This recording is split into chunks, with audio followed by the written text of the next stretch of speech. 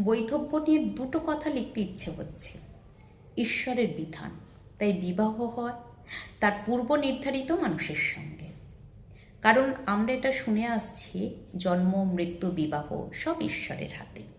তাই বিয়ে করার পরে একটা নতুন জীবন শুরু হয় জীবনসঙ্গীর সাথে। জীবন যতদিন ততদিনের সঙ্গী। বিয়ের পরে নানান ব্যস্ততা নিয়ে একরকম জীবন কেটে যায়।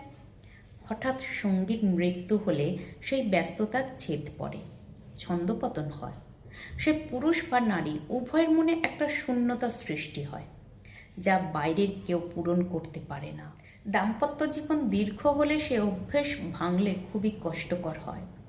কারণ সেই সময়ে একদিকে বয়স হয়ে যাওয়ায় অনেক কিছুই জীবন থেকে হারিয়ে যায়। বিশেষ করে মা বাবা, মেয়েদের কারো কারো বাপের বাড়ি বলতে কিছু আর অবশিষ্ট থাকে না। অপরদিকে যে সন্তানদের লালন পালনের মধ্যে দিয়ে ব্যস্ততা থাকতো এক সময়, যাদের আঁকড়ে মা প্রচুর আনন্দ পেত, তারাও এই বয়সে এসে বড় হয়ে অন্য জগতে ব্যস্ত হয়ে পড়ে। তাই বাবা না থাকলে মা খুবই নিঃসঙ্গ হয়ে পড়েন। অনেক সময় লাগে এই কঠিন বাস্তবকে মেনে আর মানিয়ে নিতে। মনের জোর দরকার হয়। আগের যুগে প্রচলিত বিধবাদের জন্য কঠোর নিয়ম কানুন আজ আর কেউ মানতে চায় না। মানার কোনো অর্থ নেই। যে মানুষটা তার সব থেকে প্রিয়জনকে হারিয়ে, বাড়ির কর্তাকে হারিয়ে দুর্বল হয়ে পড়েছে, তাকে আরও আঘাত কেন? এ কেমন সমাজের বিধান? আমাদের ঠাকুমা দিদিমাদের সাদা থান আর নিরামিষ পালন, একাদশী আর কি সব রেস্ট্রিকশন মানতে দেখেছি। এখন ভাবলে খুব কষ্ট লাগে।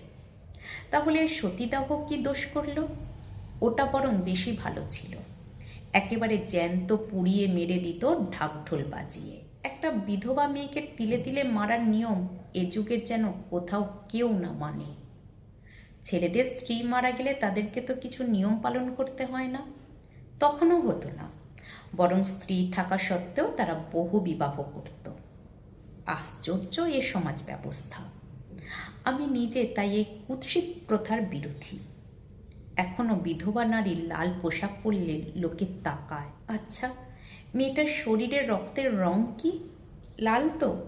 বিয়ের আগেও লাল ছিল, বিয়ের পরেও লাল, আর স্বামী না থাকলেও শরীরের ভেতরের লাল রক্তই প্রবাহিত হচ্ছে। তাহলে বাহ্যিক রং নিয়ে এত আপত্তি কিসের? স্বামী থাকতে সিঁদুর, আলতা, শাঁখা, পলা পরতাম।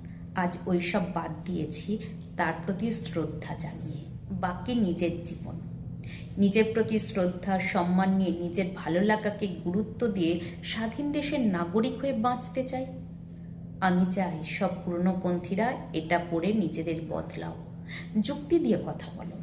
মানুষের মৌলিক অধিকার সংবিধান স্বীকৃত, তাকে মেনে নিয়ে বাঁচো। মনে সাহস আনো আমার প্রতিটা স্বামীহারা বন্ধু। জীবন একটাই, তোমাদের জীবন তোমার মতো করে কাটাও।